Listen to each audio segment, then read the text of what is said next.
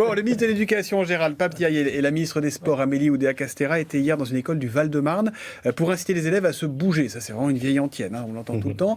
Gérald, on les a sentis inquiets. Pourquoi? Vous allez encore nous dire que nos jeunes sont trop sédentaires, qu'ils ne bougent pas assez, qu'on mange trop de chips? Oui, mais c'est documenté. Je ne sais pas si vous avez lu Le Parisien hier, mais il y avait une étude qui a été lancée par un collectif qui s'appelle Pour une France en forme et qui montre que ça s'aggrave, et ça s'aggrave en termes de capacité physique, en termes de capacité cardiovasculaire chez nos enfants. Et c'est pour ça que les deux ministres, il n'y en avait pas qu'un, il y en avait deux, et on aurait pu rajouter le ministre de la Santé, parce que c'est un vrai constat alarmant sur la santé justement des enfants. Et quand on regarde, c'est 2% de diabète chaque année, de diabète de type 2, qui est d'habitude un diabète qu'on appelle le diabète de la deuxième partie de vie. C'est généralement des sujets de plus de 40 ou 50 ans. Et là, ça arrive chez les jeunes. Ça arrive chez les enfants, chez les ados de 16 à 18 ans, plus 2% chaque année, plus 15 à 17% d'enfants obèses également. Et puis, c'est une diminution constante des capacités physiques. Et donc, on voit bien que ces chiffres-là, ils sont alarmants, parce que ces enfants vont traîner ces effets catastrophiques sur leur santé toute leur vie. Et c'est ce que révèle justement cette étude, et elle est basée sur un test.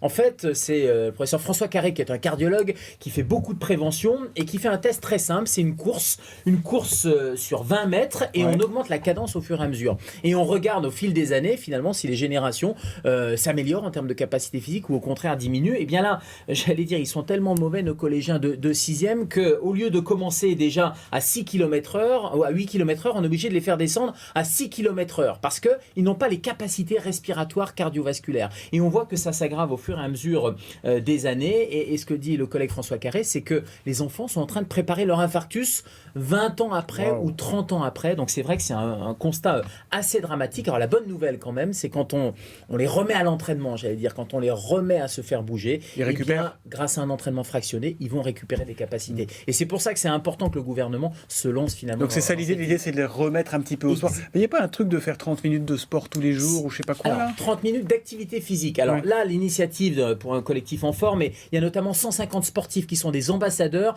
qui vont aller comme ça partout en France, et qui vont aller être les ambassadeurs pour promouvoir le sport, et en particulier les 3 heures hebdomadaires de sport. Ça, c'est le sport. Et puis il y a l'activité physique, c'est autre chose, parce que l'activité physique, c'est pas du sport, et pourtant c'est bon pour la croissance. C'est prendre l'escalier ou prendre l'ascenseur, c'est ça? C'est tout simplement aller à l'école en vélo ou à pied, c'est aller faire ses courses à pied, c'est monter les escaliers effectivement, plutôt que de prendre l'ascenseur. Bref, c'est tout ce qui fait qu'on limite le temps de sédentarité, c'est-à-dire le temps assis. Donc vous regardez Télématin, et après Télématin, éventuellement un petit coup des maternelles, et puis après vous allez marcher, vous allez bouger, parce que cette activité physique, elle est fondamentale, et elle prend différentes formes. Est-ce que cette idée de pouvoir se remettre en forme et de récupérer finalement assez rapidement, c'est valable pour les enfants mais aussi pour les adultes? C'est 7 à 77 ans comme on dit, ou pas? C'est même de 0 à 99 ans, parce qu'en plus vous allez bouger, plus vous allez gagner en espérance de vie, en qualité de vie également, et ça c'est important. Et j'allais dire, il y a un tiercé qui est gagnant. Ce tiercé, c'est 0 cigarette, parce qu'on le rappelle pas assez, mais il faut pas évidemment aller encrasser ses poumons, encrasser ses artères.